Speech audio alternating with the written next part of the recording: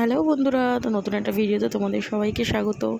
আমি দেখো এই সবুজ চুড়িগুলো কিনেছিলাম শ্রাবণ মাসের জন্য, আর আমার মাসে আমাকে এই সবুজ চুড়িগুলো পরিয়ে দিয়েছিল, তো সেটাই তোমাদেরকে দেখাচ্ছিলাম।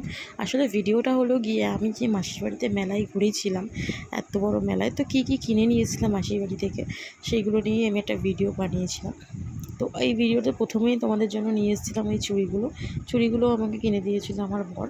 তো সেই জন্য আমি ওই চুড়িগুলোকে তোমাদের আগে দেখিয়ে দিলাম। আর তারপরে এই প্লেটগুলো কিনেছিলাম। এই প্লেটগুলো কত করে নিয়েছিল বলো তো বন্ধুরা, গেস করো। তারপরে এই ট্রেটা কিনেছিলাম, ট্রেটাও আমার খুব পছন্দ হয়েছিল ওখানে, তো ট্রেটাও আমি কিনে নিয়েছিলাম।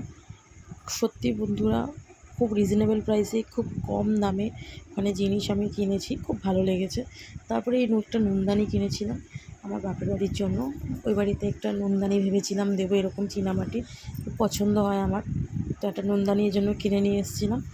তারপরে দেখো এই ছোট্ট পুচকে পুতুলগুলো, কি সুন্দর না রঙটা, কি সুন্দর দেখতে না, কি সুন্দর সাজানো না। তো প্রত্যেকটা জিনিসই ওদের ভালো লাগছিলো, প্রত্যেকটা জিনিস মানে ওদের জামাটা, ওর গয়নাটা খুব ভালো লাগছিলো। তো দুটো কিনে নিয়েছিলাম এই জন্য, যাতে ঘরে একটু সাজাবো ভেবেই ছিল। তো এইটা আমার বেশি পছন্দ হয়েছিল, কালারটা কি ব্রাইট না, ওই জন্য। আর তারপরে কিনে নিয়েছিলাম কয়েকটা গাচার আর একটা গার্ডার, একটা মামুনির জন্য কিনেছিলাম। তো আমিও সেম কিনেছিলাম দু একটা জিনিস এরকমই, ক্যাচার বা গার্ডার। আর এই ছিপটা কিনেছিলাম আমার বান্ধবীর মেয়ের জন্য, কারণ এর আগেরবার যখন আমি হানিমুনে গিয়েছিলাম ঘুরতে, তখনই ও আমায় বলেছিল আমার জন্য একটা ছিপ নিয়ে আসতে পারতে হরিদ্বারের থেকে। তো ওখান থেকে আনতে পারিনি, এখান থেকে এনে দিয়েছিলাম ওকে।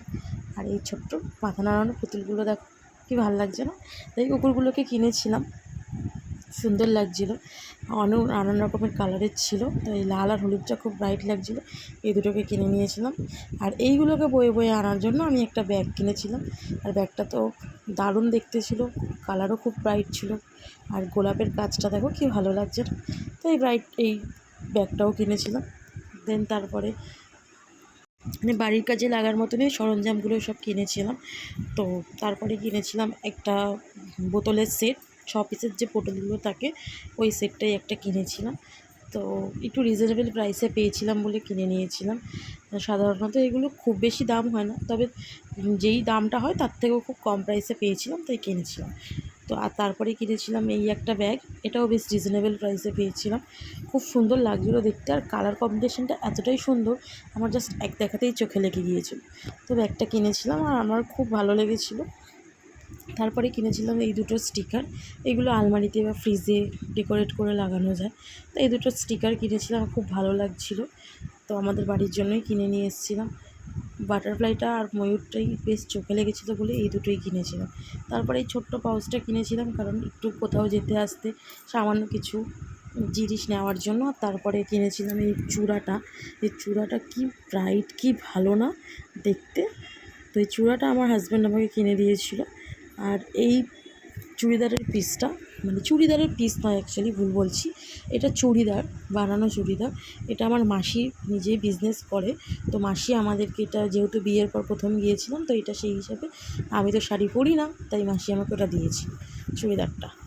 আর এই নাইটিটা দিয়েছিল, এটা শীতকালীন পরার মতো ফুল হাতা নাইটি, তো এটা দিয়ে দিয়েছিল। আর আমার হাজব্যান্ডকে দিয়েছিল শার্ট, প্যান্ট, হাফ প্যান্ট এগুলো দিয়েছিল, যেহেতু ও এগুলো পরে চলে এসেছিলো, মানে পরেই এসেছিলো ওখান থেকে, মাসি বারবার রিকোয়েস্ট করছিলো পরে আসার জন্য।